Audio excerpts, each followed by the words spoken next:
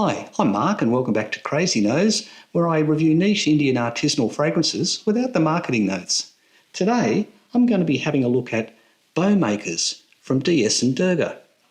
Now, Bowmakers was released in 2013 and the nose behind it is the co-founder of DS and Durga, David Seth Maltz.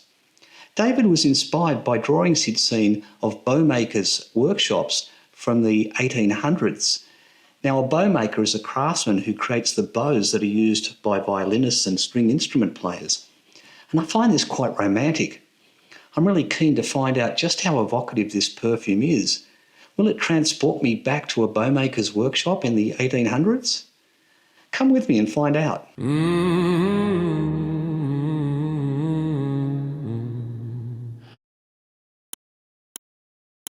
Now, I don't have a full bottle to show you, so I won't talk about presentation. I'm just going to spray this sample onto a blotter and describe it to you straight away.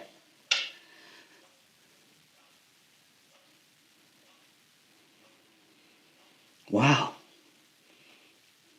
Golly, this is something really different. Oh, I've never smelled anything quite like this. So the first thing to say about this is it's from top to bottom a wood fragrance. And the second thing is that it's really not fitting into a classical fragrance pyramid. There's no clear top, heart and base notes in this. If I could steal a musical metaphor, I'd say this is more a treble and bass composition. Yeah, so let's start at the top and work our way down. So the first thing that hits you here is the smell of a varnish. And I want to just digress a little, if you'll permit me, to explain exactly what I mean there. What I'm talking about is the traditional varnish that would have been applied to musical instruments. And varnish was composed of three materials essentially. So the first material was rosin or resin. So rosin came from a kind of distillation process of tree resin from pine trees. I mean, it's still made today, pretty much the same way. So you basically take the pine resin and you cook it. And what happens is the heavier molecules are left behind and they form a dense, hard wax material called rosin. The lighter molecules, they get distilled out, and when they condense, they form a few things, but one of them is gum turpentine, which is a solvent, which for many years was used as a paint solvent. You can still buy it today. Artists use it quite a lot. So those are two materials. The third material that was used to make varnish was a drying oil. So there are quite a few drying oils, and basically a drying oil is any oil that when you leave it to dry off, it dries hard, it doesn't stay oily. And typical examples would be linseed oil or walnut oil or tung oil. So what would happen is you'd mix up the rosin and the drying oil and you'd get a waxy paste material. Then you would dilute that with the solvent, being the turpentine, gum turpentine, and that would be your varnish that you could then apply with a brush onto the instrument. It's important to understand this, and that's why I'm labouring it all, because this is nothing like what you would think of as a varnish that you would buy in the hardware store today. So those materials are typically made of modern polymers, polyurethanes and things like that. And the solvent in there is typically a mineral solvent like mineral turpentine, and it really stinks. They're horrible things to work with, and you usually have to vacate the room for 24 hours until they dry off because they're just so horrible to smell. They get right up your nose and into your sinuses. That is not the smell here. This is a beautiful smell, and because it comes from pine resin, it's a very natural smell, and it's got that kind of terpenic note to it. It's really beautiful, and David's done an amazing job here to create this. I guess he's used a lot of natural resins and maybe even some turpentine, but this smells like a very natural material. Very naturally composed perfume. So that's the first top note, if you like. And then the next thing is the smell of rosin itself. So there's a delightful symmetry here because when they create the rosin and the turpentine from the tree resin, The rosin goes in, as I said, into making a varnish. But the other use for rosin is to rosin a bow. So the musician will take that hard block of wax and then they'll rub the bow over the top of that to get the rosin onto the horsehairs of the bow. Now, I'm not a musician and I don't fully understand how this works, but apparently what that does is it creates a friction between the horsehairs of the bow and the strings on the instrument. And you need that friction so that the strings will vibrate, because if they don't vibrate, then they don't create any sound. So the rosin is very important, but it's a delightful symmetry, as I said, that results in the rosin coming from the same place, and it's used both in the varnish and to put onto the bow. So those are the two, I guess, treble notes in here, for want of a better word. And then we come down to our bass notes. And the bass notes in here are basically what I was talking about in the last episode, cedarwood. And I think specifically, I would guess that he's used a lot of Virginia cedarwood in here. I say that because it's a very dry, austere wood smell. It's definitely that kind of cypress pine type of wood, but very dry, very well seasoned. And so you're really feeling like this is the smell of an old instrument or a bow, but it's definitely that wood smell. I really imagine that it's kind of like the inside of a violin, and that violin has been crafted carefully and it's been kept lovingly by a musician for decades, maybe hundreds of years. And so the wood is completely dry inside there, and it's almost like in the violin you can smell the wood emanating out through the sound holes in the face of the violin. It's a beautiful, beautiful wood smell, combining perfectly with the varnish and the rosin smells in the top. Amazing fragrance, so evocative. As soon as I smell this, I just think, I've just walked back 100 years and I've walked into a bowmaker's workshop, and I'm mesmerised by what's going on. These craftsmen that have been working on these bows, and possibly there's luthiers in there working on violins as well.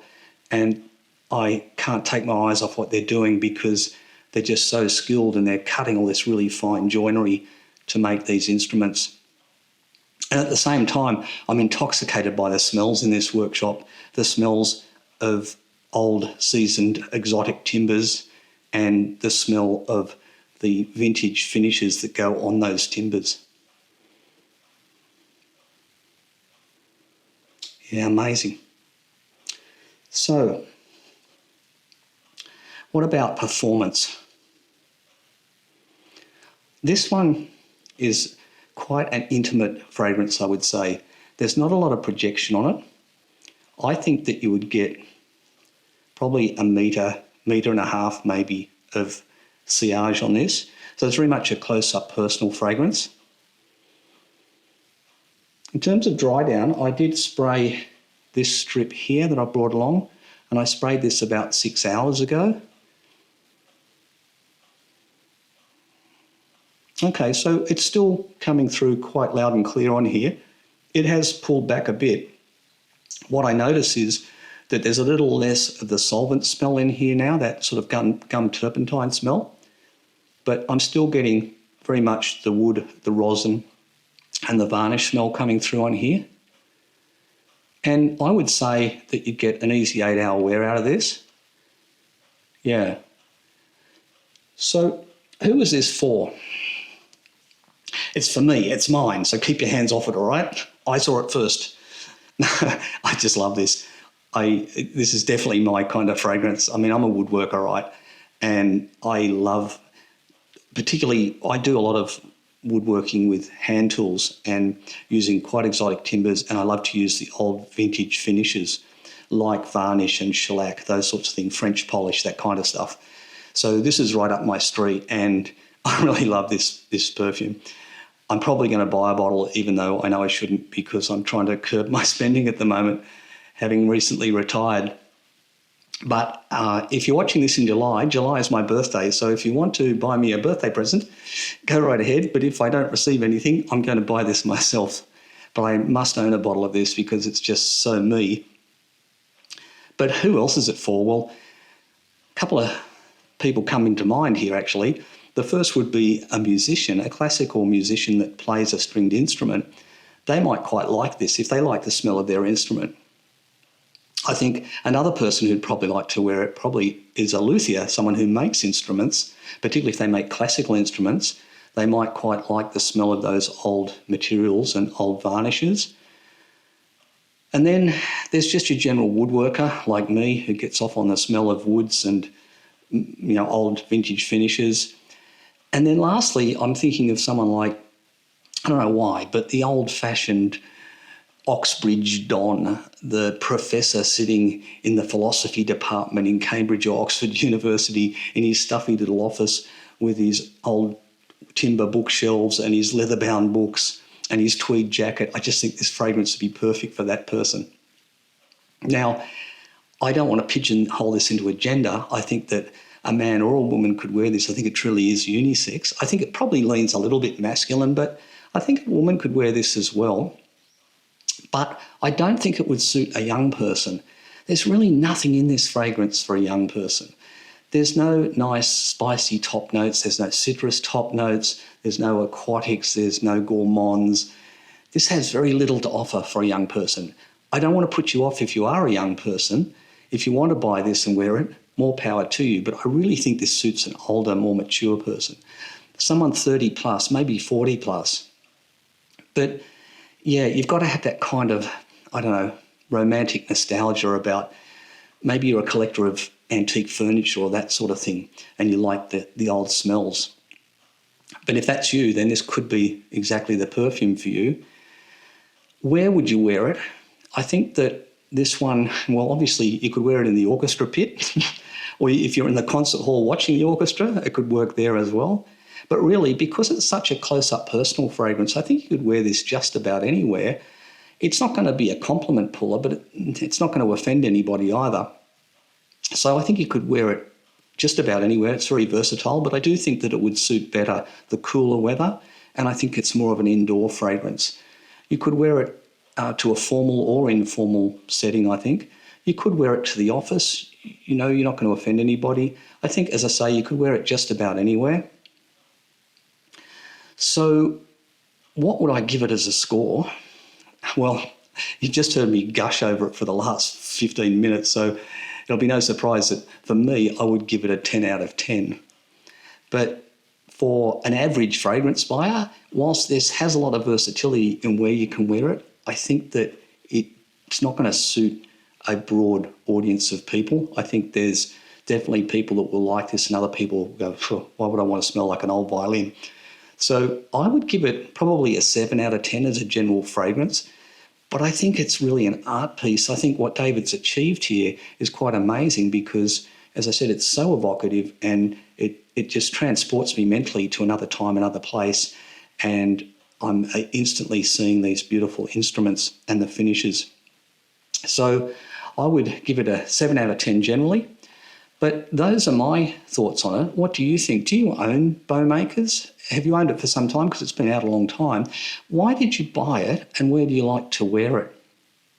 Are you someone who's into woodwork, or are you a musical instrument player, or are you just someone who likes the smell of varnish? I'm really interested to know who's buying this and where are they wearing it and why.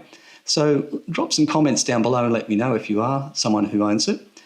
And that's pretty much it for today. So thanks again for tuning in, and I will look forward to seeing you in the next video. But until then, take care, stay safe, and enjoy your fragrances, whatever you're wearing.